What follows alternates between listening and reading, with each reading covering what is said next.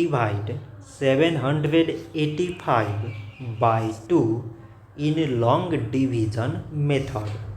So 2 times 3 is 6. On subtracting we get 1.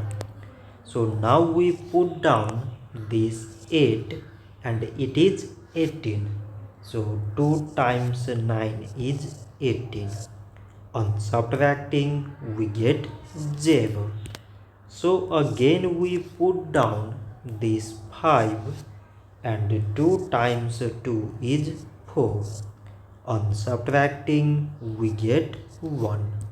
So now this 1 is less than 2 and there is no other number to put it down. So we take here decimal so that we put 0.